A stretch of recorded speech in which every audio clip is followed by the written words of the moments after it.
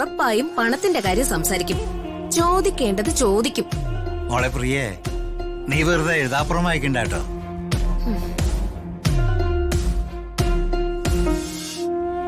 എനിക്ക് തരാനുള്ളത് പോലും തന്നു തീർത്തിട്ടില്ല. അതുകൊണ്ട് പറഞ്ഞതേ ഉള്ളൂ. എവിടെ എപ്പ എന്ത് സംസാരിക്കണമെന്ന് നിനക്ക് ഇപ്പോഴും അറിയില്ല അല്ലേ? ഇങ്ങനെയെങ്കിലും രണ്ടറ്റം കൂട്ടുമുട്ടിക്കാൻ ശ്രമിക്കുമ്പോ അവളുടെ ഒരു വേദാന്തം. എന്താണ് എന്തെവിടെ ഒരു തർക്കം? തർക്കമൊന്നുമില്ലട മോനെ. ഞങ്ങള് ശ്രീയുടെ വിവാഹക്കാര്യം സംസാരിക്കായിരുന്നു. ശ്രീയുടെ വിവാഹകാര്യോ? അതെന്താ ഇത്ര തിടുക്കം കൂട്ടി ശ്രീയുടെ വിവാഹം നടത്തുന്നേ?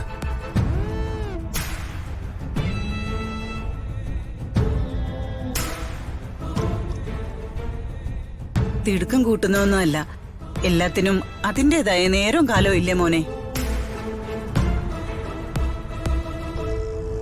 ഇവൾക്ക് വിവാഹപ്രായമായി.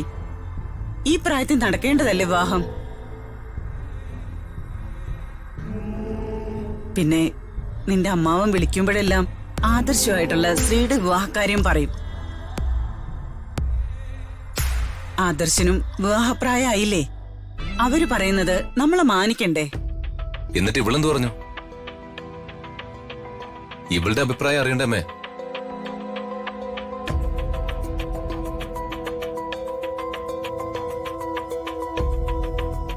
അവളെന്ത് പറയാനാ? അവക്ക് സമ്മതാ. അല്ലമ്മേ, വർമ്മ സാറ് ശ്രീയുടെ മുന്നോട്ടുള്ള പഠിത്തത്തിന്റെ കാര്യം കഴിഞ്ഞ ദിവസം കൂടി എന്നോട് സംസാരിച്ചു. ഇപ്പോ പെട്ടെന്ന് വിവാഹം എന്നൊക്കെ പറയുമ്പോ അതൊക്കെ അവൾക്ക് വിവാഹം കഴിഞ്ഞാലും പഠിക്കാം. ആദർശ് അതിനൊന്നും എതിരല്ല.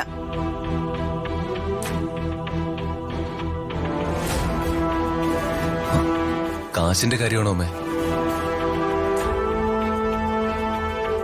അത് തന്നെയാ ഞാനും ചോദിച്ചത്.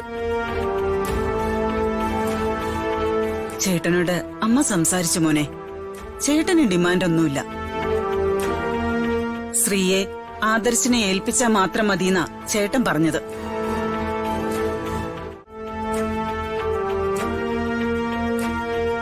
മോളെ ശ്രീ, നിനക്ക് നമ്മുടെ വീട്ടിലെ സാഹചര്യങ്ങളൊക്കെ അറിയാലോ.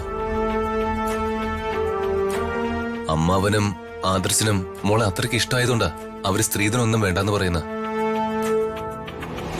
മോൾക്ക് മുന്നോട്ട് പഠിക്കാനുള്ള ആഗ്രഹമുണ്ടെന്ന് ഏട്ടനറിയാം. ഈ വിവാഹത്തെക്കുറിച്ച് മോളുടെ അഭിപ്രായം എന്താ?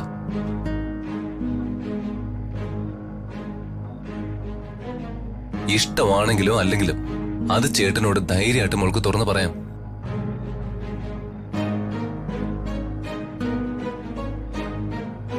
മോളുടെ അഭിപ്രായമായിരിക്കും ഇവിടെ നടക്കാൻ പോകുന്ന. കാരണം ഇത് മോളുടെ ജീവിതത്തിലെ ഏറ്റവും പ്രധാനപ്പെട്ട ഒരു കാര്യമാണ്.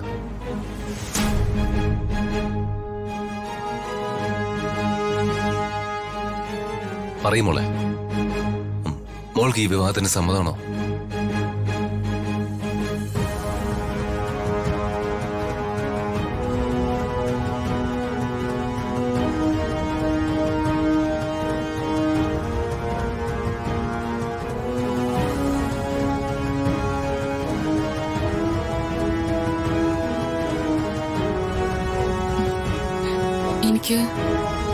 എനിക്ക് സമ്മതമാണ്.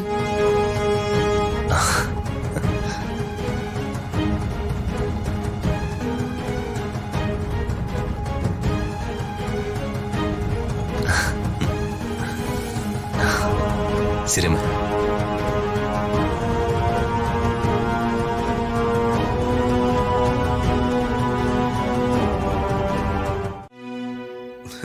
അമ്മ എന്നോട് പെട്ടി പാക്ക് ചെയ്തോളൂ, ഈ വീട്ടിൽ നിന്ന് പോവുകയാണെന്നൊക്കെ പറഞ്ഞപ്പോ ഞാൻ ശരിക്കും ഇത്രയ്ക്ക് പ്രതീക്ഷിച്ചില്ല.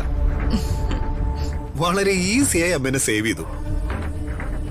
അമ്മാവൻ എന്നോട് ക്ഷമിക്കുമെന്ന് ഞാൻ ശരിക്കും മനസ്സിൽ പോലും വിചാരിച്ചതേ ഇല്ല. ബട്ട് നമ്മുടെ പ്ലാൻ നടക്കില്ലല്ലോ അമ്മേ. ദാ പിടിച്ചോന്നും പറഞ്ഞ് അവര് ഋതികയുടെ നിശ്ചയം നടത്തും. അതിനു പിറകെ വിവാഹവും. വിവാഹം കഴിഞ്ഞാലുടൻ അവൾ അമേരിക്കയിലേക്ക് പറക്കും.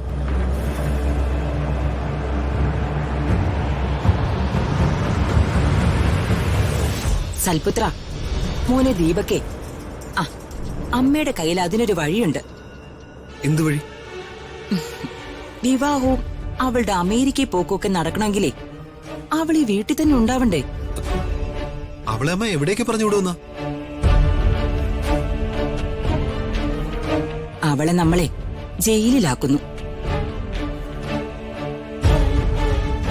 ഒരു കേസ് അവളുടെ തലയിൽ കെട്ടിവെച്ചാ അവളുടെ വിവാഹവും മുടങ്ങും. അവൾ അമേരിക്ക പോയിട്ട് ജയിലിന്റെ മതിലിന് പുറം പോലും കാണാൻ പോകുന്നില്ല. അങ്ങനെ വരുമ്പോ ഒരു ബ്ലാക്ക് ഹിസ്റ്ററിയുള്ള പെണ്ണിനെ ആരും വിവാഹം കഴിക്കാൻ വരാതെയാവും.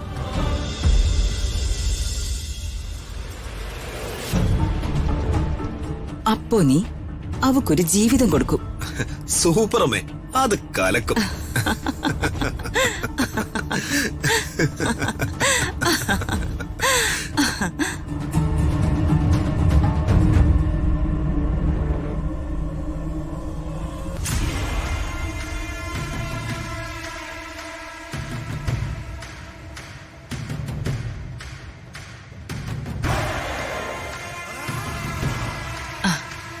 എന്താ മോളെ, നീ എന്താ ഈ സമയത്ത് ഇവിടെ?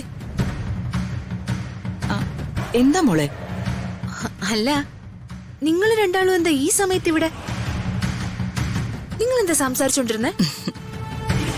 ഞാൻ ഇവനെ ഒന്ന് ഉപദേശിക്കുകയായിരുന്നു. പ്രതാപൻ ഇഷ്ടക്കേടുണ്ടാക്കുന്ന യാതൊന്നും പ്രവർത്തിക്കരുതെന്ന് പറഞ്ഞുകൊണ്ടിരിക്കുകയായിരുന്നു.